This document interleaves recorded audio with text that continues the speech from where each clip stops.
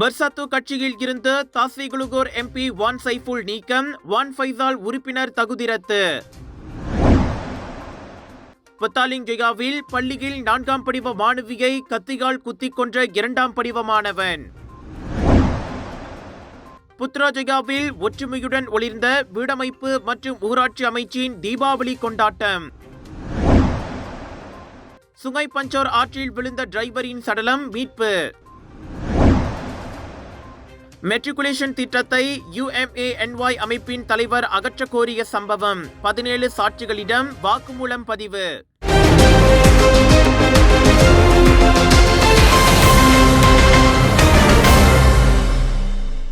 வீடமைப்பு மற்றும் ஊராட்சி அமைச்சு KPKT இன்று புத்ராஜயாவில் மகிழ்ச்சி, ஒற்றுமை மற்றும் கலாச்சார பன்மை நிரம்பிய சூழலில் தீபாவளியை மிக உற்சாகமாக கொண்டாடியது. அமைச்சர் நாகூர்மிங் தலைமையில் நடைபெற்ற இக்கொண்டாட்டம் மலேசிய சமூகத்தின் அடையாளமான ஒற்றுமை மற்றும் நல்லிணக்கத்தை பிரதிபலிக்கும் நிகழ்வாக அமைந்திருந்தது. இது அமைச்சின் ஊழியர்களிடையே உறவை வலுப்படுத்தி குடும்ப உணர்வை ஊக்குவிக்கும் நோக்கத்துடன் நடத்தப்பட்டது. நிகழ்ச்சியில் உரையாற்றிய அமைச்சர், தீபாவளி என்பது வெளிச்சத்தின் பண்டிகை மட்டுமல்லாது ஒற்றுமை, புரிதல் மற்றும் மரியாதையை பிரதிபலிக்கும் நன்னாள் என்று வர்ணித்தார். அதே சமயத்தில் அரிச்சுச்சி மலேசியா HCM திட்டத்தின் வெற்றியை பகிர்ந்து கொண்டதோடு அதன் மூலம் மலேசிய சாதனை புத்தகத்தில் 2 புதிய சாதனைகள் படைக்கப்பட்டதையும் அவர் சுட்டிக்காட்டினார். இந்த சாதனைகள் மலேசியர்களின் ஒற்றுமையும் சுற்றுச்சூழல் பொறுப்புணர்வையும் பிரதிபலிக்கின்றன என்று அவர் வலியுறுத்தினார். அண்மையில் நடத்தப்பட்ட அரிச்சுச்சி மலேசியா சுத்த சூழலை ஊக்குவிக்கும் முயற்சியில் 1,817 பேர் ஒரே நேரத்தில் நாட்டின் பல இடங்களில் துப்புரவு நடவடிக்கையில் பங்கேற்றனர் என்பது குறிப்பிடத்தக்கது. அதேபோல் ஒரே நாளில் 27,679 கிலோ மறுசுழற்சி சமையல் எண்ணெய் சேகரிக்கப்பட்டதுடன் மொத்தம் 6,462 மெட்ரிக் டன் திடக்கழிவுகளும் அகற்றப்பட்டன. இதனிடையே இந்நிகழ்வில் துணை அமைச்சர் டத்தோ அஜா ஐமான் அத்தீரா பின்டி சாபு, வீடமைப்பு மற்றும் ஊராட்சி அமைச்சின் தலைமை செயலாளர் டத்தோ வீரா எம்னோர் அஸ்மான் பின் தாகேவ், மலேசியா புக் ஆஃப் ரெக்கார்ட்ஸ் பிரதிநிதிகள் மற்றும் ஊழியர்கள் என பலர் கலந்து சிறப்பித்தனர். Dreaming of a getaway? Make it real with MH Holidays. Every booking gives you up to 30% savings, extra baggage allowance,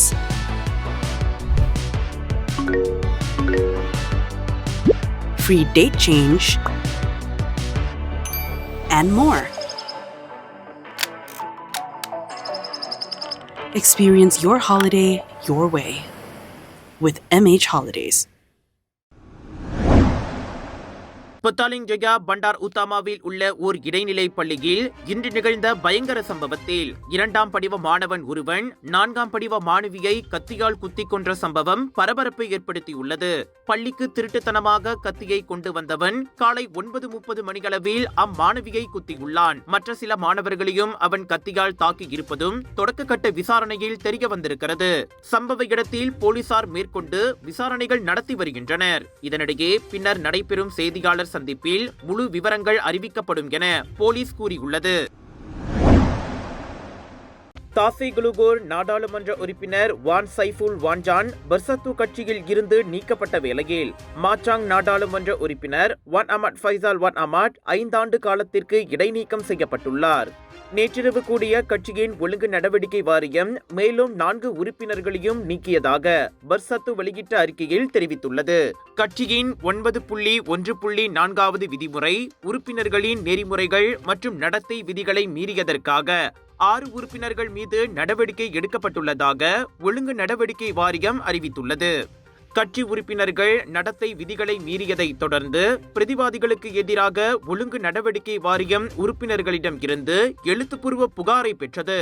அப்புகாரை விசாரிக்க ஒழுங்கு நடவடிக்கை வாரியம் நடவடிக்கை எடுத்து அக்டோபர் 8ஆம் தேதி விசாரணை நடத்திய பின் பிரதிவாதியை அழைத்து விளக்கம் பெற்றதோடு கட்சியின் விதிமுறைக்கு ஏற்ப முடிவு எடுக்கப்பட்டதாக கூறப்பட்டது.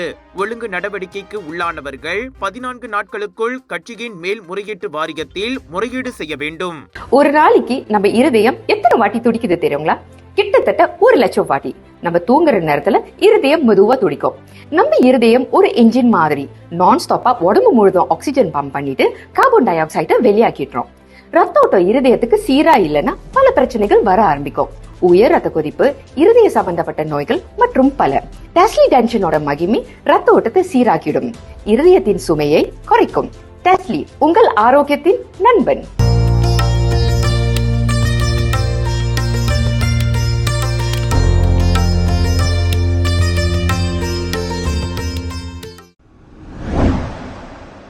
மெட்ரிகுலேஷன் திட்டத்தை அகற்ற வேண்டும் என்ற தனது கருத்து தொடர்பாக UMANY எனப்படும் மலாயா பல்கலைக்கழக இளையோர் சங்க தலைவர் தாங் ஈசி மீது நடைபெறும் விசாரணையில் போலீஸ் இதுவரை 17 சாட்சிகளின் வாக்குமூலங்களை பதிவு செய்துள்ளது. உள்துறை அமைச்சர் டத்துஸ்ரீ சைஃபுடின் நசுத்தியோன் இஸ்மாயில் மக்களவையில் எழுத்துப்பூர்வமாக வழங்கிய பதிலில் அதனை தெரிவித்தார். இச்சம்பவம் குற்றவியல் சட்டம் மற்றும் 1998 ஆண்டு தொடர்பு பல்லூடக சட்டத்தின் கீழ் விசாரிக்கப்பட்டு வருகிறது. மெட்ரிகுலேஷன் திட்டத்தை ரத்து செய்து அரசாங்க பல்கலைக்கழகங்களில் சேருவதற்கு STPM மட்டுமே ஒரே நுழைவு தகுதியாக்கப்பட வேண்டும் என தாங் முன்வைத்த கருத்து முன்னதாக சர்ச்சையை ஏற்படுத்தியது. இந்நிலையில் செப்டம்பர் 23ஆம் தேதி அவ்விவகாரம் தொடர்பாக செய்யப்பட்ட 14 போலீஸ் புகார்களை தொடர்ந்து தாங் முதலில் வாக்குமூலம் அளித்தார். அவ்விசாரணையின் முன்னேற்றம் குறித்து பாகா நாடாளுமன்ற உறுப்பினர் லிம் குவான் எங் எழுப்பிய கேள்விக்கே சைஃபுடின் அவ்வாறு பதிலளித்தார்.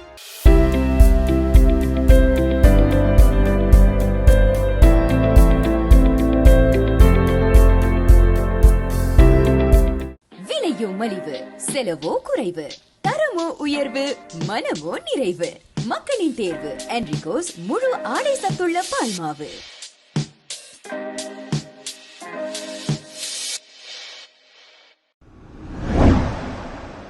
சிங்கப்பூரை சேர்ந்த கவிமாலை அமைப்பும் மலேசிய தமிழ் இயல் எழுத்தாளர் மன்றமும் இணைந்து சிங்கப்பூர் மலேசியா கவிதை ஆய்வரங்கத்தை அண்மையில் சிங்கப்பூர் தேசிய நூலகத்தில் வெகு சிறப்பாக நடத்தின.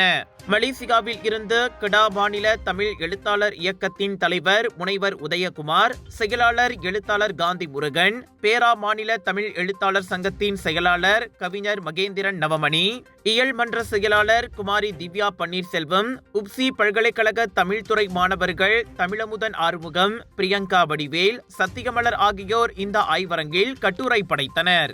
இந்நிகழ்ச்சிக்கு சிகாமா நாடாளுமன்ற உறுப்பினர் யுனேஸ்வரன் வருகை புரிந்ததோடு மலேசிய சிங்கப்பூர் இலக்கிய வளர்ச்சிக்கு இந்த ஆய்வரங்கும் ஆக்கப்பூர்வமான நடவடிக்கையாக திகழும் என நம்பிக்கை தெரிவித்தார். சிங்கப்பூர் மலேசிய உறவு பாலம் இளைய தலைமுறையினரிடையே தொடர்ந்து பல கவிதை சார்ந்த நடவடிக்கைகளை மேற்கொள்ள இந்த ஆய்வரங்கம் முதல் கட்டமாக அமைந்துள்ளதாக மலேசிய தமிழ் இயல் எழுத்தாளர் மன்றத்தின் தலைவர் பொன் கோகிலம் கூறினார். எதிர்வரும் காலங்களிலும் இத்தகைய நிகழ்ச்சி தொடர்ந்து நடைபெறும் சாத்தியம் இருப்பதையும் அவர் சுட்டிக்காட்டினார். Perak global mega Deepavali expo 9 19 October வரை 11 நாட்களுக்கு ஷாப்பிங் கொண்டாட்டம் ஏயோன் பிக் ஃபாலின் ஈப்போவில் கலர்ஸ் ஆஃப் இந்தியா கொண்டு வருகிறது. ஒவ்வொரு நாளும் என்டர்டெயின்மெண்ட். தீபாவளிக்கென்று லட்சக்கணக்கான புத்தம் புதிய டிசைன்கள், லேட்டஸ்ட் கலெக்ஷன்ஸ், ஹாலிவுட் பாலிவுட்டில் இருந்து வந்து குவிந்திருக்கின்றன. ஹோல்சேல் விலையில் 80% வரை டிஸ்கவுண்ட். வைரல் ஃபுட் ஃபெஸ்டிவலில் ரசிக்க ருசிக்க 100க்கும் அதிகமான உணவுகள். தீபாவளிக்கென அனைத்தும் ஒரே இடத்தில் ஏயோன் பிக் ஃபாலின் ஈப்போவில் திரண்டு வாருங்கள்.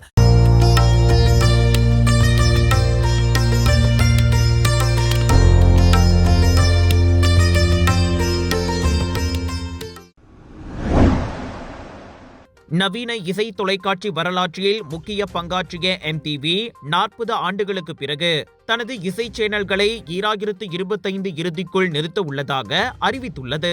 இந்த முடிவுடன் MTV music, MTV 80s, MTV 90s, club MTV மற்றும் MTV லைஃப் உள்ளிட்ட ஐரோப்பிய துணை சேனல்கள் அனைத்தும் வருகின்ற டிசம்பர் 31ஆம் தேதிக்குள் நிறுத்தப்பட உள்ளன. பாராமவுண்ட் நிறுவனத்தின் உலகளாவிய செலவு குறைப்பு மற்றும் மறுசீரமைப்பு நடவடிக்கையின் ஒரு பகுதியாக இத்தீர்மானம் எடுக்கப்பட்டுள்ளது. தற்போது இசை ரசிகர்கள் யூடியூப், ஸ்பாட்டிஃபை, விவோ மற்றும் டிக்டாக் போன்ற டிஜிட்டல் தளங்களில் இசையை அணுகுவதால் பாரம்பரிய தொலைக்காட்சி சேனல்களுக்கு பெருமளவு ரசிகர்கள் இல்லை என்பது குறிப்பிடத்தக்கது.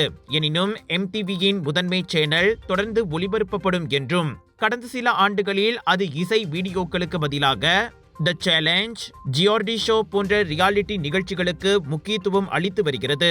1981இல் video killed the radio star பாடலுடன் தொடங்கிய MTV பல தசாப்தங்களாக உலக இசை கலாச்சாரத்தின் அடையாளமாக திகழ்ந்தது. அதன் நிறைவு ஒரு காலத்தின் முடிவாக ரசிகர்கள் குறிப்பிடுகின்றனர்.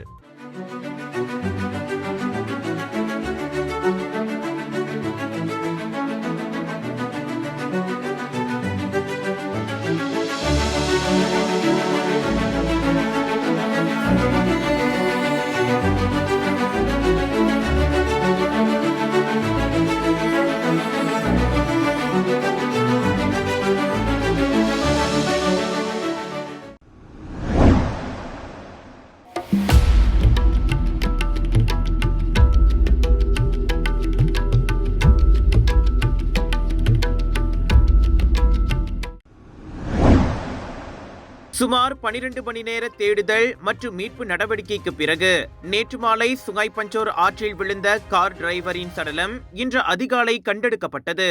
மீட்பு குழுவினர் ஆற்றங்கரையில் இருந்து சுமார் 50 மீட்டர் தூரத்திலும் 15 மீட்டர் ஆழத்திலும் அந்த காரை கண்டறிந்தனர் என்று பாகோ தீயணைப்பு மற்றும் மீட்புத்துறை நிலையத்தின் செயல்பாட்டு தளபதி நோர் அல்ஃபாத்தா ஒமார் கூறினார். இந்நிலையில் அவரின் கார் கிரேனின் உதவியுடன் ஆற்றில் இருந்து உயர்த்தப்பட்ட போது 47 வயதுடைய அந்த ஆடவரின் உடல் மீட்பு பணியாளர்களால் கண்டெடுக்கப்பட்டது. மேலும் உயிரிழந்தவரின் உடல் மருத்துவமனைக்கு அனுப்பப்பட்டு மேல் விசாரணை தொடங்கப்பட்டுள்ளது. கலர்ஸ் ஆஃப் இந்தியாவின் பிரம்மாண்டத்தின் உச்சம் global mega Deepavali expo AEON Big Falim Ipoh Perak மற்றும் தாசிக் சென்ட்ரல் ஸ்கூடாய் ஜோர் மற்றும் ஏயோன் மால் புக்கிட் ராஜா கிளாங்கில் ஒரே நேரத்தில் 3 இடங்களில் நாட்டின் தலை சிறந்த ஆன்லைன் மற்றும் ஹோல்சேல் வெண்டர்ஸுடன் லேட்டஸ்ட் டிசைன் மற்றும் எக்ஸ்க்ளூசிவ் பொருட்களுடன் தீபாவளிக்கு தேவையான அனைத்தும் மிக விமர்சையாக ஆட்டம் பாட்டம் கொண்டாட்டத்துடன் தொடங்க உள்ளது. ஏயோன் பிக் ஃபாலின் ஈப்போ மற்றும் தாசிக் சென்ட்ரல் ஸ்கூடாய் ஜோர் ஏயோன் மால் புக்கிட் ராஜா கிளாங்கில் திரண்டு வாருங்கள்.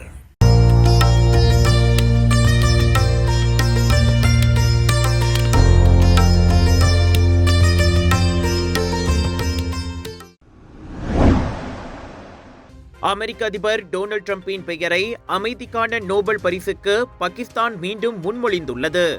இம்முறை மிகவும் வெளிப்படையாக, அதுவும் உலக தலைவர்கள் இருக்கும் மேடையிலேயே பாகிஸ்தானிய பிரதமர் ஷெபாஸ் ஷெரீப் அதனை அறிவித்தார். Today again I would like to nominate this great president for Nobel Peace Prize because I genuinely feel that he is the most genuine and most wonderful candidate for Peace Prize because he has brought not only peace in South Asia, saved millions of people.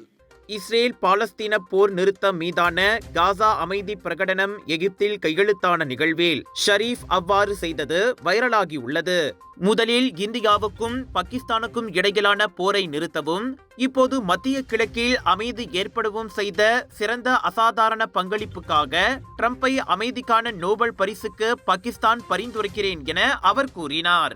Israel, காசா, எகிப்து, கட்டார், துர்க்கியே போன்ற நாடுகளை ஒரே மேடையில் கொண்டு வந்தது ட்ரம்பின் அரசியல் சாணிக்கியம் என்றும் மனிதநேய அணுகுமுறை என்றும் ஷெபாஸ் வானலாவ புகழ்ந்தார். அண்மைய காலமாகவே ட்ரம்புக்கு மிகவும் நெருக்கமாக காட்டிக்கொள்ளும் பாகிஸ்தானின் அடுத்த அதிரடியாக இது பார்க்கப்படுகிறது. குறிப்பாக இந்தியா பாகிஸ்தான் போரில் ட்ரம்ப் மத்தியஸ்தம் செய்யவில்லை என புதுடெல்லி ஆணித்தரமாக கூறி வந்த போதிலும் மீண்டும் போகிற போக்கில் இந்தியாவை சீண்டும் விதமாக ஷெபாஸ் பேசியிருப்பதும் முக்கியத்துவம் பெறுகிறது. ட்ரம்பை ஷெபாஸ் நோபல் பரிசுக்கு முன்மொழிந்த போது மேடையில் இருந்த இத்தாலிய பிரதமர், பிரிட்டன் பிரதமர் உள்ளிட்ட எவரிடமும் முகத்தில் எந்த பாவனையும் இல்லை என்பதோடு ஒரு கைத்தட்டலும் கேட்கவில்லை என்பது குறிப்பிடத்தக்கது. Ready to take your golf game to the next level?